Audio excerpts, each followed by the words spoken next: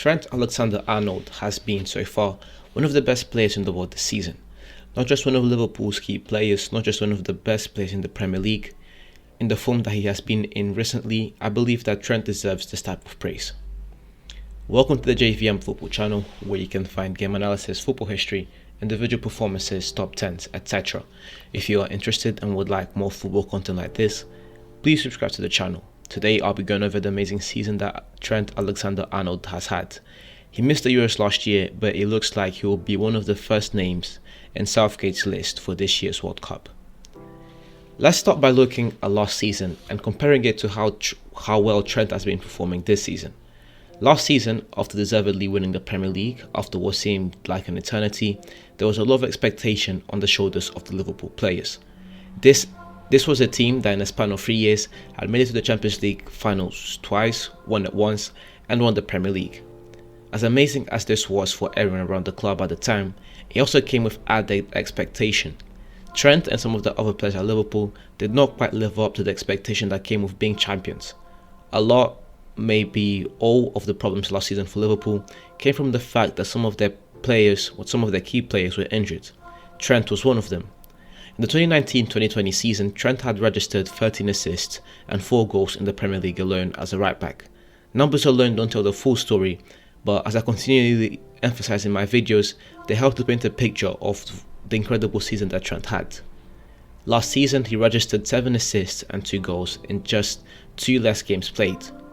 9 goal contributions is not bad at all for a right back. In fact, I believe that for most fullbacks in the world, this type of productivity in the best league in the world would gain praise from everywhere. However, with Trent, he had set a really high standard the previous season, which goes back to my point that as players begin to improve, there is greater expectation placed upon them. Trent wasn't performing poorly, but everyone knew that this wasn't Trent at his best. The Euros were around the corner, and the emergence of Reece James and Wan-Bissaka and the consistent performances of Kyle Walker were not helping his case at all. Trent also suffered from a couple of injuries last season. One of these injuries was his hamstring injury in the summer, which sidelined him from the Euros. Not good at all. Coming into this season, expectations were high once again for the Liverpool squad that had all their weapons back.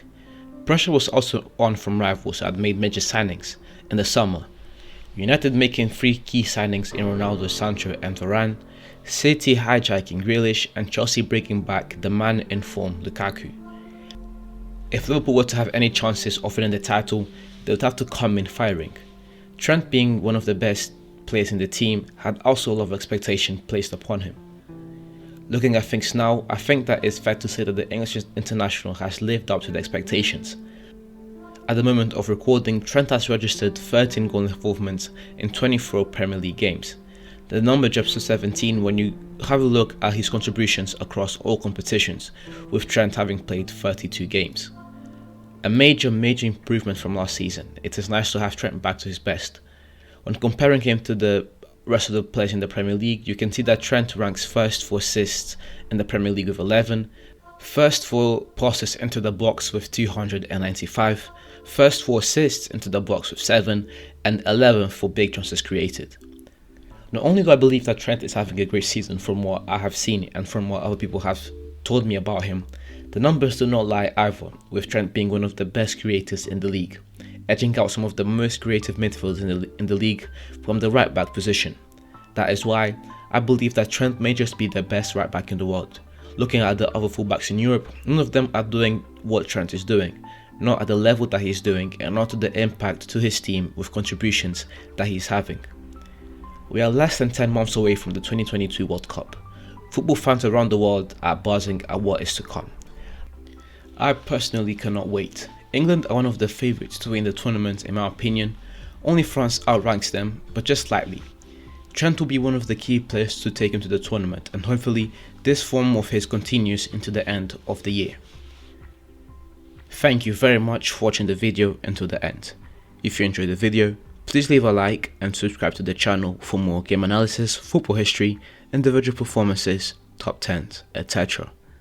This is the beginning of something special, and it would mean the world to me if you subscribed and helped me to grow this channel.